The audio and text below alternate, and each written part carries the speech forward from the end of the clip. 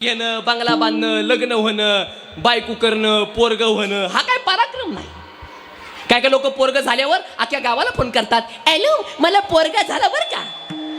तुला एकट्याला झाला का? का दुसरं कोणाला होत नाही? अरे बाबा, तुला एका टायमाला एक पोरगा झाला, डुकराला वर्षाला 12 होतात, रंग बदलून. एकासारखं दुसरं नाही, दुसऱ्यासारखं तिसरं नाही.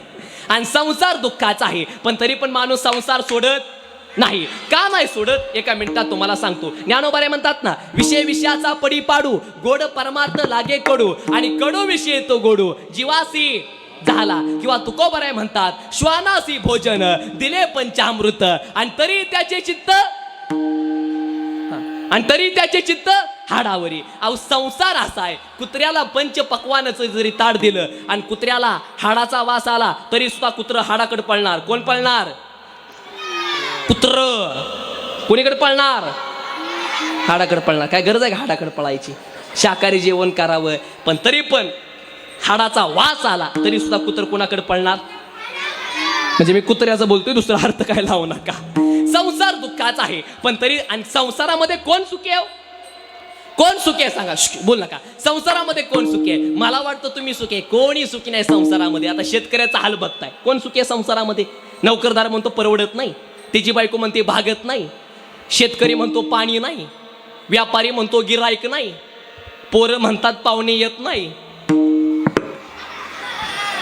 आली ती देत नाही, दिली ती राहत नाही, राहिलं तिला पोर होत नाही.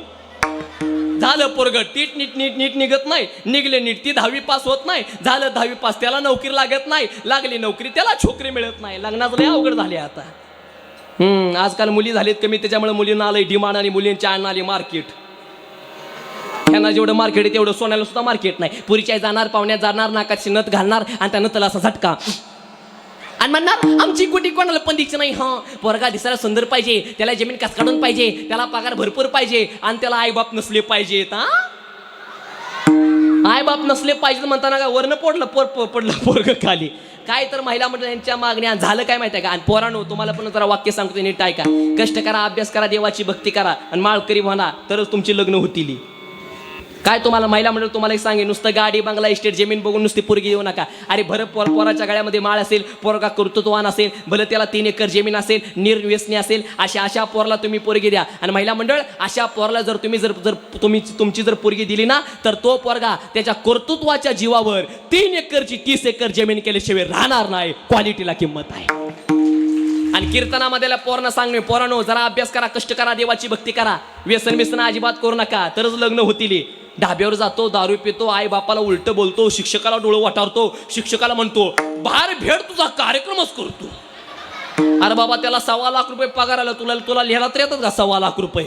काच्याचं काय कार्यक्रम? ढाब्यावर जातो, दारू पितो, तोंडात गुटखा, मोटरसायकल जात असताना कुत्र्याला लात मारा घेणार, जाणार, चांगल्या कामाला कायम मागं, वाईट कामाला कायम पुढं, देवाची काय भक्ती करणार नाही. कोण काय पुरीचं काय वाटलं काय मोकळा आहे का? पण पोरांनो ऐका, तुमचा भाव, तुमचा मित्र समजून कीर्तन ऐका. अभ्यास करा, कष्ट करा, देवाची भक्ती करा, व्यसन अजिबात करू नका. काय मिळतंय व्यसन करून?